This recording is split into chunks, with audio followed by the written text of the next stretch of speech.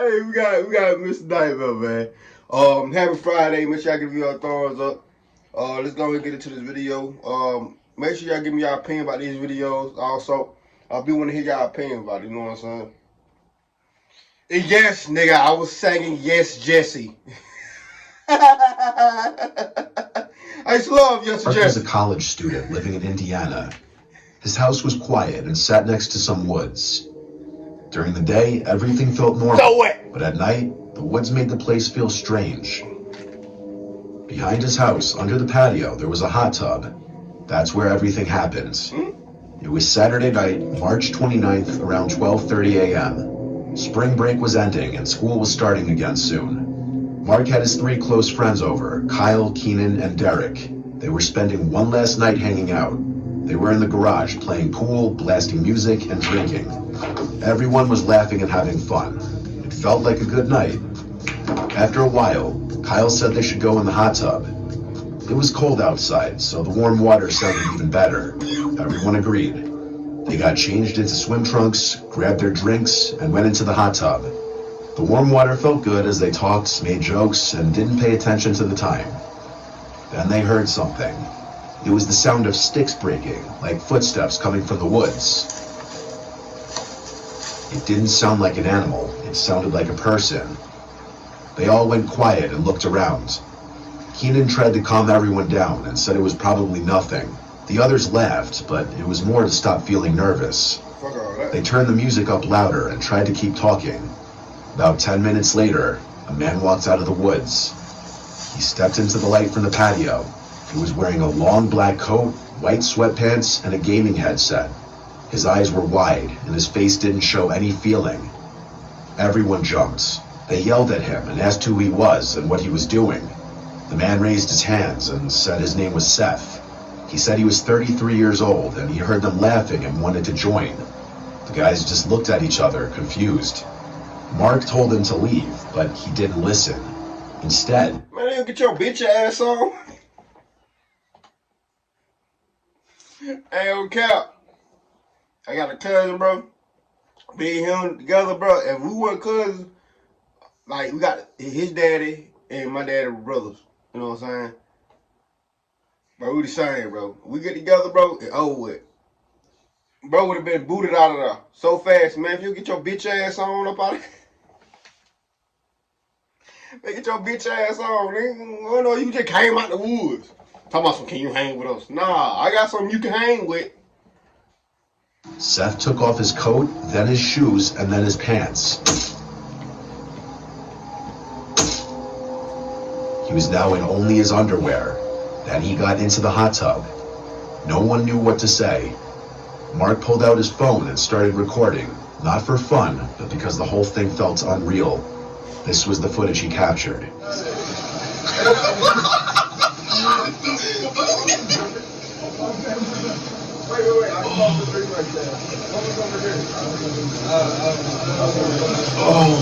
You might be a little off. You might be a little They off. started asking Seth questions, like where he came from and if he knew anyone there. He just kept saying he heard them laughing and wanted to hang out. Then he said something really disturbing. He said he had molested a child. That changed everything, obviously.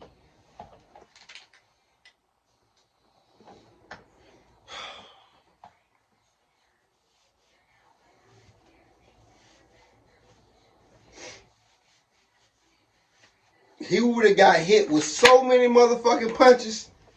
He would have got. That's like planting somebody's face, really. You feel me? You gonna do all this, and they gonna say, a kid. I can't say the right words, but y'all know what I meant. What he just said. Boy, we finna drag your ass, boy. We finna beat the shit out your ass. No, I am. That shit crazy. The guys jumped out of the hot tub and started yelling at him to leave. They pulled him out of the water. Seth didn't try to stop them. He just stood there, dripping wet and staring. Then he slowly walked back into the woods without saying anything. The group ran inside and locked all the doors. Some of them laughed nervously, trying to shake it off, but Mark and Kyle didn't feel okay. They felt like it wasn't over. About 15 minutes passed. Kyle said they should go back out to lock the hot tub. Mark said okay. So they got flashlights and stepped outside. That's when Mark saw something next to the hot tub. It was a phone. He picked it up and saw the screen light up. Whatever was on the lock screen made him drop the phone. He didn't say what it was, but it scared him. He said he thought Seth would come back, so they ran inside and told the others. Everyone tried to stay calm. Then they heard a tapping sound on the window. Mark already knew who it was. He opened the curtain, and wouldn't you know it, Seth was standing right there.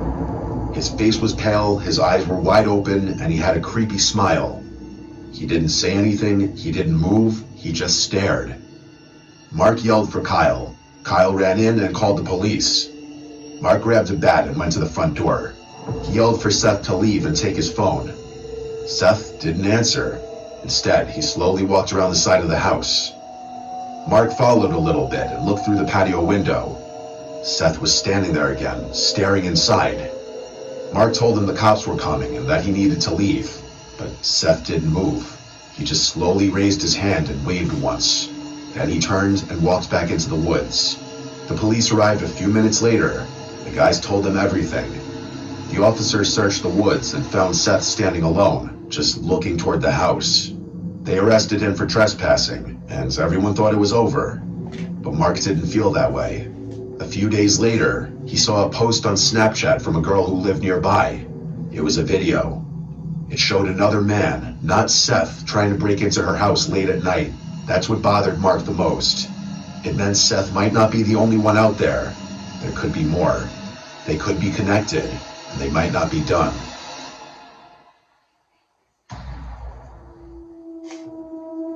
It might be A few years ago, 3 high school friends named Beck, Matthew, and Tyler decided to explore a sewer tunnel in their neighborhood. It was winter and very cold outside. The tunnel was at the edge of their neighborhood, under a small creek next to some office buildings.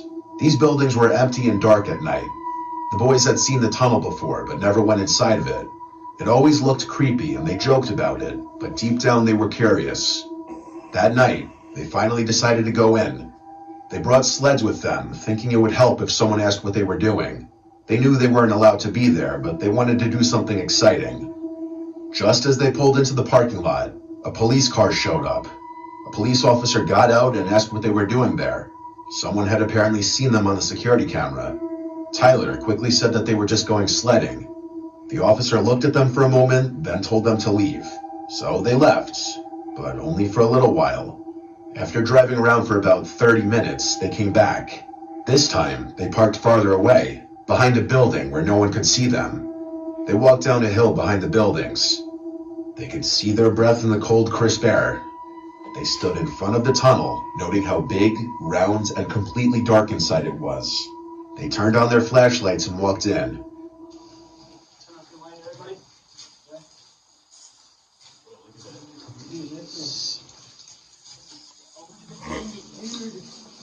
She's 1919.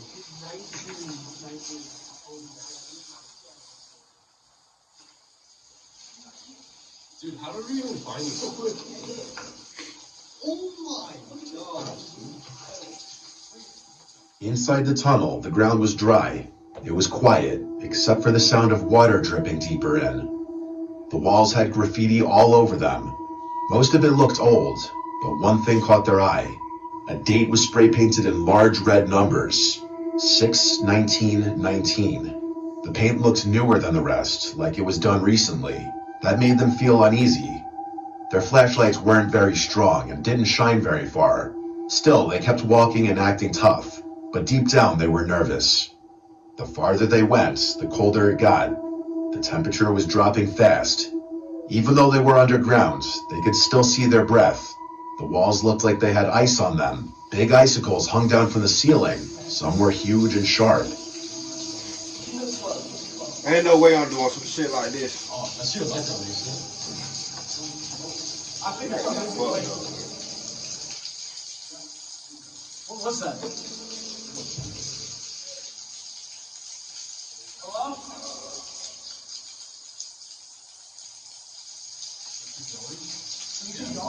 It's Pennywise. February. Bro. Dude, these icicles can like impale you, dude. Look Suddenly, a loud cracking sound echoing from further down the tunnel sends the group fleeing in fear. The sound resembled something heavy hitting stone. It wasn't any of them. The sound came from deeper inside the tunnel, too far to see. They tripped, slid, and bumped into each other as they rushed to get out. When they got outside, they were shaking and breathing hard. That's when Beck noticed his phone was missing. He had dropped it while they were running. Tyler and Matthew told him to forget about it. They didn't want to go back in, but Beck didn't listen. He grabbed his flashlight and started walking toward the tunnel again. The others followed, but they didn't want to. The tunnel felt different this time. It felt even darker. The air felt heavy and strange, like something was wrong. Their flashlights didn't work as well. The silence was even worse than before. It felt like something was watching them. I feel like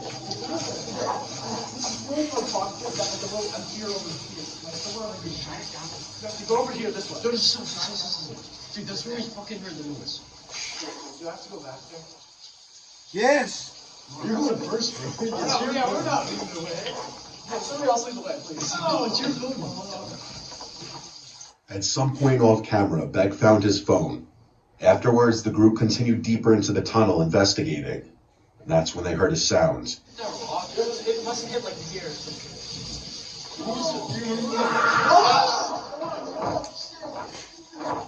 A loud scream came from deeper in the tunnel.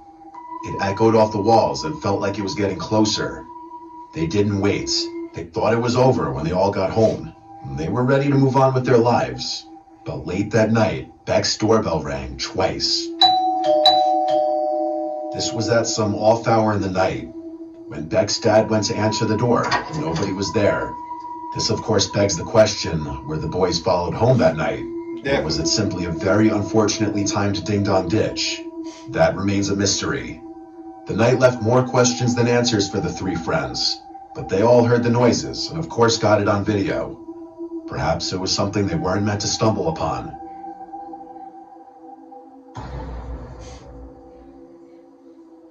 In April of 2022, a man named Connor took a construction job far from home as part of a 3-month accommodation program. The pay was decent, and Decent. Them pays be good as fuck. Talking about some decent shit. Them jobs. Hey. needed every dollar. He wasn't in the best place financially, and the bonus of working Well, I alongside worked his there, longtime but friend Jim made the opportunity more appealing. They figured it would be a nice change of pace. Anything that's over 500 a week is fucking great. Awesome. Imagine you making $800, $900 a week. What the fuck you can do? Extra cash, time away from home, That's a dumb and some question. peace from the chaos That's of a dumb everyday question. Never life. mind. The job itself wasn't bad. A few weeks in, Ryan had adjusted well to the routine, but the area they were stationed in was remote, deep in rural countryside. There were long, winding roads with barely any signs of life. It wasn't unusual to go miles without seeing a single home. Ryan had always loved the outdoors, and he saw this isolation as a chance to unplug. Most of his coworkers blew their weekends drinking, but Ryan had different plans. He wanted solitude. He wanted quiet. So when Friday rolled around, he packed his gear and prepared for a weekend of hiking and camping deep within the woods. A narrow trailhead just 5 minutes from his temporary accommodation became his entry point. Within 20 minutes, he was deep in the forest. The only sound was the wind and the crunch of his boots. He smoked a couple joints as he made his way further in, letting the stress just melt away. I fuck with you kinda already. I fuck with you, cause that would have been me. The isolation was comforting for him. Well, at first. Around 7 p.m., the sun began to sink behind the treetops. Shadows stretched long across the trail. Ryan knew it was time to find a place to settle. That's when he noticed something unusual. There was a scent in the air, burning firewood, and a light layer of smoke drifted between the trees. At first, it seemed normal. Maybe another camper, maybe a local. But then, he caught something just barely in the corner of his vision. The faint orange glow of fire flickering through the trees. Curious and confident, Ryan left the trail and headed towards the source. He wasn't scared. He trained in combat sports during his teens and stayed in good shape. Still, something about this felt off to him. As he moved closer, he began to see strange metallic glints. Shopping carts, dozens of them. They were tied to trees with rope hanging for the branches. Some mangled and suspended in bizarre positions, like a twisted jungle gym of rusted steel. It didn't look like a campsite. It looked like a ritual site, like something meant to be seen and feared. Ryan pulled out his phone and started snapping photos. He had to prove this to his friends someday because no one would believe it otherwise. Then, something even stranger caught his eye. Hung directly above the fire was a charred, old-fashioned duck ornament. Sitting in the duck's back was a scorched baby doll. The thing was melted, its limbs warped from heat. Ryan took a photo of that too, but the longer he stared, the more disturbed he felt. His chest began to tighten. The fire was roaring, clearly tended to recently. There were water bottles scattered around. Someone had been there, or currently was there, maybe still watching. He thought about turning around, thought about heading straight back to the trailhead, but something made him keep walking. He tried to convince himself it was nothing, just some weird loner, maybe drunk, probably harmless.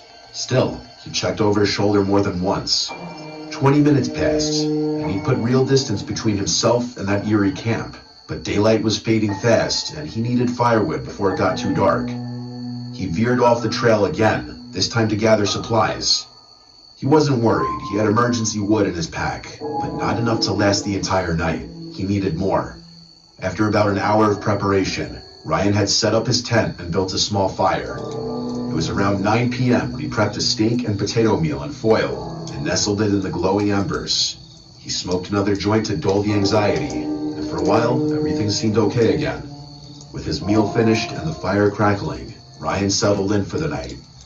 He turned on a pre-downloaded playlist of true crime podcasts, listening to cold case files as the forest around him darkened. There was no signal out there, no distractions, just firelight and static-filled voices recounting unsolved murders. At some point, he drifted off to sleep, but it didn't last. He woke up suddenly. The air inside his tent felt colder. The fire outside had dimmed. He checked his phone. 4 a.m.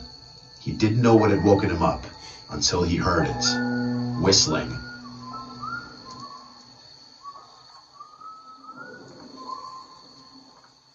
Oh, hell. Slow, eerie tune carried through the trees. We just talked about it in the last video yesterday. All that camping and shit, not going. Like, only time I will camp if I'm in an RV and I got dogs outside. That's the only time I'm camping. Surrounding his camp, he froze. His body wouldn't move.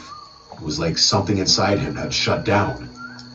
He lay motionless, listening as the sound crept closer. Then the whistling stopped. What followed was worse.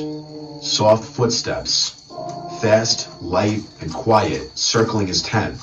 He couldn't see them, but he could hear them crunching twigs and shifting leaves.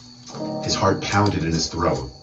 Then, without thinking, his body finally snapped into motion. He jumped up, threw on his boots, and burst out of the tent. What made it worse, what twisted the fear into something primal, was that the footsteps had come from the direction he had entered the trail. The way back to safety was now blocked. He had no choice but to run deeper into the forest. He sprinted as fast as he could, crashing through brush and low branches. But behind him, he could hear more footsteps, multiple, and they weren't in sync. The sounds overlapped, too fast and scattered to just be one person. There were two of them, maybe more. For 5 straight minutes, he ran until his lungs burned and his legs begged for rest. He found a dense cluster of trees and dove into the underbrush, burying himself in leaves and tangled roots. He didn't move. He barely breathed. The footsteps faded, distant now, but he didn't dare come out. He waited, still and silent in the dark. Eventually, these would be the times where I would say what I would do in these situations, but probably I wouldn't be in this situation because I wouldn't be outside camping. Me personally, I can't sleep on no ground. If I ain't got a fan, a bed, and a TV, I can't go to sleep. Especially a fan. If it ain't cold when I'm going to sleep, I can't go to sleep, bro. He knew he had to move. He crawled through the forest with branches cutting into his arms and legs. I'm a Every sedated step nigga. was slow and careful. Pause. When No the trees finally began to thin, I said he sedated. broke into one final sprint. He recognized the trailhead, the way out, and he ran without stopping. No one followed him after that. The forest was quiet, but the damage was done. He got back to his accommodation and immediately reported the incident to the police. They took his statement and promised to investigate, but he never heard anything back. To this day, Ryan believes the people who chased him were the same ones who built that bizarre shrine of carts and dolls. What they were doing out there and what they wanted, he doesn't know. But it was more than just a creepy encounter. To him, it felt ritualistic, cult-like. He finished his contract and returned home, but the memory never left him. He still remembers the sound of the footsteps, the whistling, and the feeling of helplessness. If there's anything to learn from this story, it would be to trust your instincts. If you find something that doesn't feel right, you should leave. Ryan almost didn't, and he knows you might not have lived to tell the story if he had stayed. Or sometimes just mind your business. And hey, you'll do so much good in life, you just mind your fucking business. Not gonna lie. If I would have seen that smoke, I would have been like, what the fuck is that? Minding my business. Long as they ain't fucking with me in my periphery and my personal bubble, I don't give a fuck what they doing. Honestly. A motherfucker be having a shootout. I have been in places where it's been a shootout, where it's like down the road. Long as they ain't shooting over here where I'm at, I don't give a fuck. Don't give a damn. Long as they ain't shooting at me, I don't give a fuck. That bitch say, give me a thumbs up. Make sure y'all give me a thumbs up. Let me know how y'all feel about this video. See y'all when I see y'all, which is gonna be tomorrow. I got a hell of videos dropping. Let's go into it on this beautiful Friday, man. I'm waiting on wrestling to come on. Let's ride, nigga.